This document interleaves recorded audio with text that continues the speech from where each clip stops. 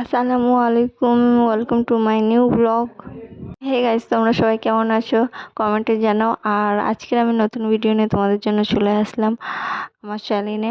আর দেখো, সকাল সকাল উঠে আমি গাছগুলো পানি দিয়ে নিলাম। আর পানি দেওয়ার পরে আমি তোমরা সবাই জানো আমি সকাল সকাল গাছে পানি দিয়ে নিই আর সকাল সকাল গাছগুলো দেখতে আসি। তো এই গাছগুলো আমি এখন পানি দিয়ে নেবো। দিয়ে নেওয়ার পরে এই যে গাছটা পানি দিচ্ছি, এতে একটা করলা গাছ হয়েছে দানা পড়ে। তো এই গাছটা তুলে আমি অন্য জায়গায় বসাবো। আর আজকে একটা করলা গাছে হয়েছে, সেগুলো না তুললে পেকে যাবে। তো মা অনেক দিন ধরেই বলছিল কি না তুলে নে, না তুললে পেকে যাবে। তো ওই জন্য আমি আজকের ওই করলাগুলো তুলে নেবো আর তোমাদের সঙ্গে একটু শেয়ার করব।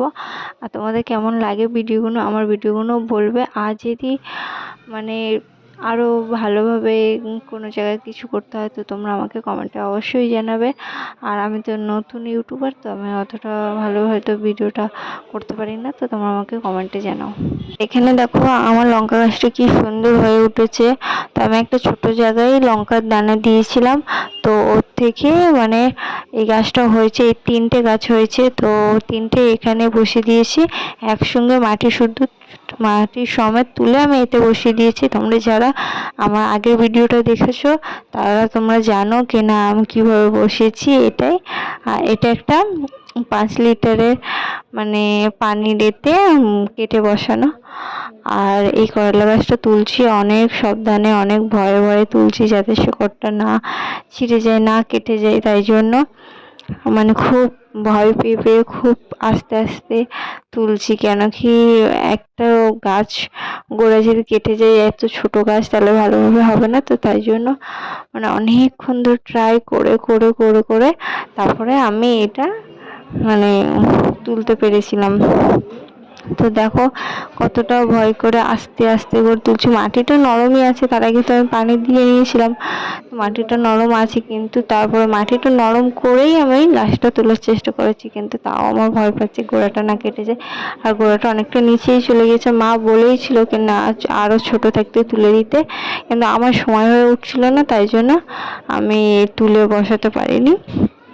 তো এখন ফাইনালি এই গাছটা উঠে গিয়েছে। তো দেখো শিকড় আছে, শেকড় এখনো পর্যন্ত গাছটার সঙ্গেই আছে। এটা আমি নিয়ে আমার যেখানে আরও করলা গাছ আছে সেইখানটা বসিয়ে দেবো।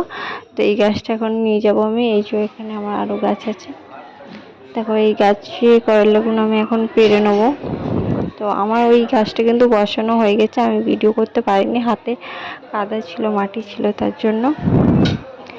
তো আমি এখানে পেরে নিয়েছি। তো আমি কখনো ভাবিনি আমার এই গাছে করলা হবে, আর এত ভালো করলা হবে, আর এত মানে ভালোভাবে হবে। আর অনেক করলা আমার পোকাও লেগে গেছে, গাছটাও পোকা লেগে গিয়েছিলো।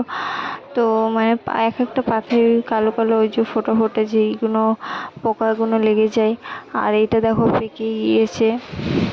আমাকে মা বলেছিল কিনা করলাগুলো তুলে নে, না হলে পেকে যাবে। তাও আমি কথা শুনিনি, আমি ভাবলাম হয়তো আর একটু বড় হবে।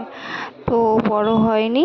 কেন হয়নি তোমরা কমেন্টে জানাবে কি না কীভাবে মানে গাছে করলাগুলো বড় হয় বা কী দিব।